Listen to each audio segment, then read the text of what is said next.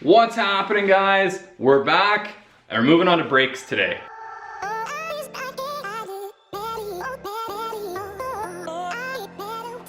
Alright, so since I talked to you guys last, I actually put the rear axle into the car, bolted up the tires, got everything adjusted, and then cycled the rear suspension to make sure we didn't have any clearance issues or binding issues. Now that we have that short arm, long arm 4-link system, that all looks really good. So I think we're gonna leave the rear suspension for now, and we're gonna move on to brakes. We've had that Willwood brake and clutch pedal assembly for a while. We've never really mounted it up in the car. So the goal today is to get that mocked up and build a bracket and get it mounted up. I also went out and bought a couple of master cylinders so we can mount those, make sure we don't have any clearance issues with those, and then start kind of working on our brake line routing. So yeah, let's just mount them up and get to it.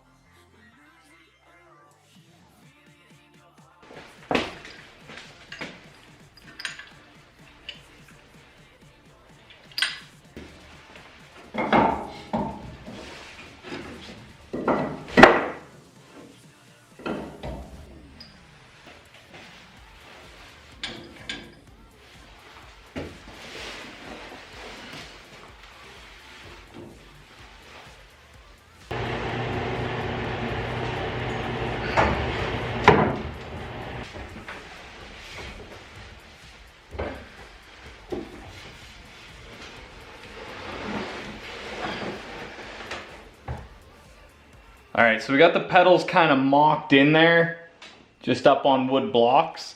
I've mounted them up high enough that they're kind of hitting right on the balls of my feet. That should make it so that somebody with a little bit bigger feet than me can still drive this car, but it'll be comfortable for me as well. Sitting here though and looking down at the pedals, it becomes pretty evident that the steering column that we have designed is not going to work. If you look, this mark right here is the center of our dashboard, so that's where our steering column comes out, and then it runs straight down in between those two holes and straight through, and that is our brake pedal. So the steering column is just going to run right through the middle of our brake pedal. There's also another master cylinder that has to go in right here to run the rear brakes that we don't have it yet. So looks like we're going to have to reroute our steering column over and probably shoot for that hole right there and hope that the clutch pedal doesn't get in the way when it goes through there. So there's still a little bit of reworking to do, but for right now I think we'll get the brakes mounted. I think we're gonna have to just scrap that whole steering column that we made with the Miata column, and I think we're gonna have to go full race car, put a U-joint up here, kick it over with a straight shaft. But that's a project for later. Right now, let's build a bracket and mount those pedals.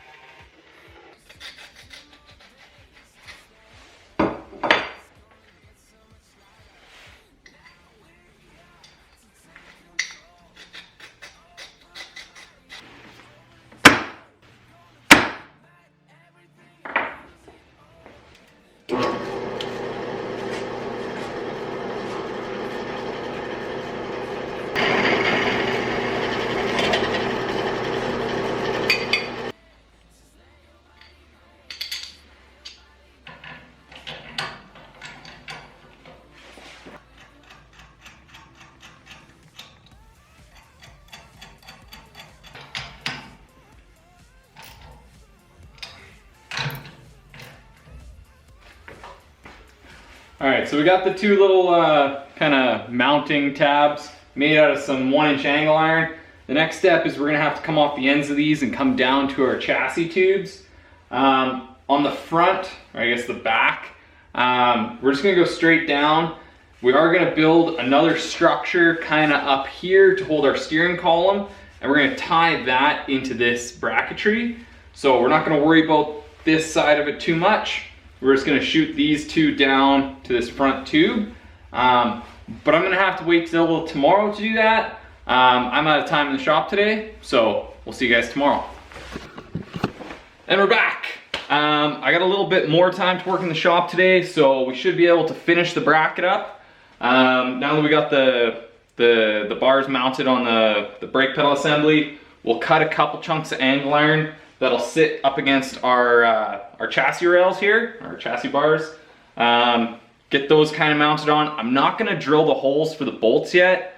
I kind of learned my lesson on the steering column that this might change. So we'll just get it so that we can clamp everything in and then connect the bars together, and we should be most of the way done. So let's do it.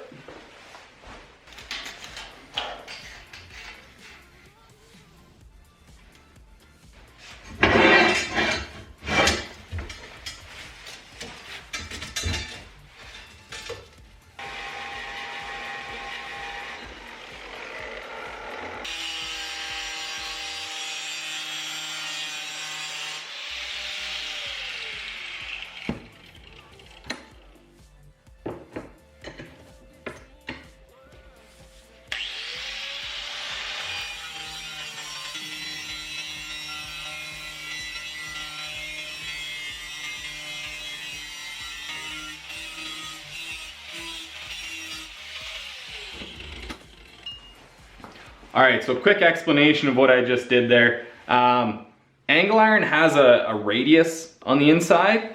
So if you try to bolt it up to something that has a sharp corner, like our square tubing here, it won't sit flat on both sides. It'll kind of rock back and forth. So if you put a bolt through that in both directions, it'll be trying to pull it in weird ways and it just won't sit nice and flat.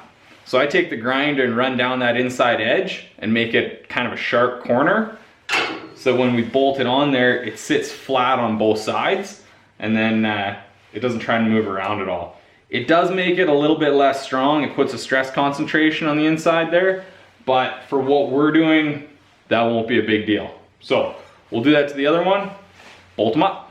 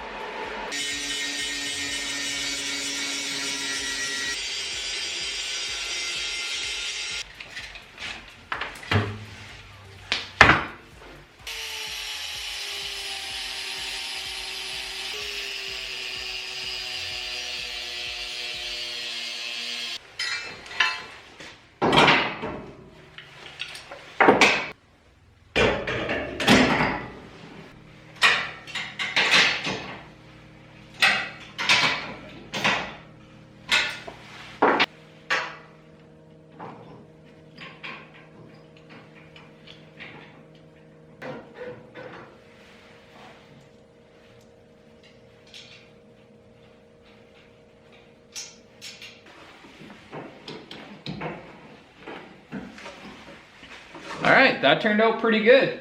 It's not the most elegant bracket in the world, but for what we're doing, I think it'll be more than sufficient.